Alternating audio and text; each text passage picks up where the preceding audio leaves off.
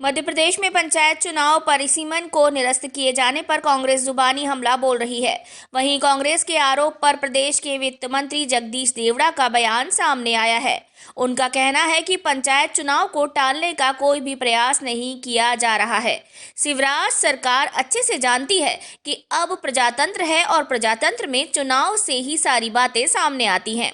ऐसे में जल्द चुनाव कराए जाएंगे। कांग्रेस के पास आरोप लगाने के सिवा अब कुछ नहीं बचा है।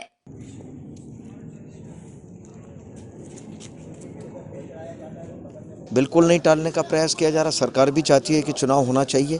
प्रजातंत्र है, प्रजातंत्र में चुनाव से ही सारी बातें सब सामने आती है।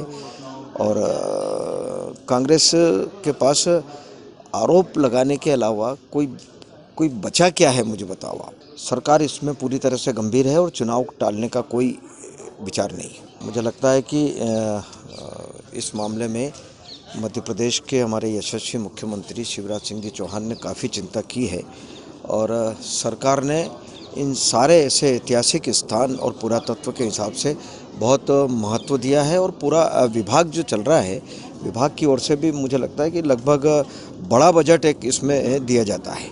जो आवश्यक होगा निश्चित रूप से सरकार उसमें पूरी मदद करेगी, कहीं कमी नहीं आएगी।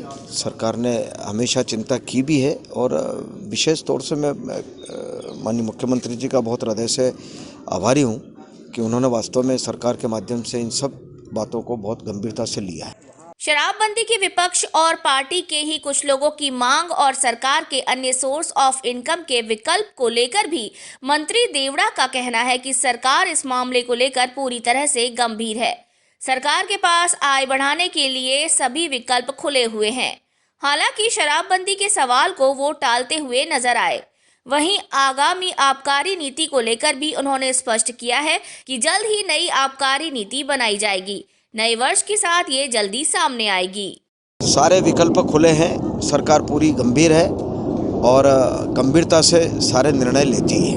आएगी अभी नई आबकारी नीति जब बनेगी तो नए वर्ष से शुरू होगी। केंद्रीय नागरिक उड्डयन मंत्री ज्योतिरादित्य सिंधिया द्वारा राज्य सरकारों से जेट ईंधन पर वैट कम करने की मांग पर मंत्री देवड़ा का कहना है कि मध्य प्रदेश की सरकार पेट्रोल डीजल पर वैट कम कर चुकी है। इसी तरह के अच्छे विचार पर मध्य प्रदेश सरकार मंथन कर रही है।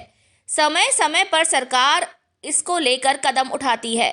आज की परिस्थिति को देखते हुए इस पर आगे निर्णय लिया जाएगा। आपको बता दें कि एयर ट्रैफिक को मजबूती देने के लिए सिंधिया ने राज्य सरकार से एटीएफ पर वैट करने की राज्य सरकार से अपील की है। अभी मध्य प्रदेश की सरकार ने भी अभी वैट कम किया है। पता है आपको, पेट्रोल डीजल पर केंद्र सरकार ने एक्साइज ड्यूटी कम की है। बहुत बड़ा अंतर पड़ा है। किसान लोगों को भी काफ़ी राहत मिली और आम लोगों को भी बड़ी राहत मिली है। इसलिए कोई मुझे लगता है कि और अगर कहीं इस पर भी अगर कोई अच्छा विचार कोई आया है तो सरकार गंभीरता से विचार करेगी।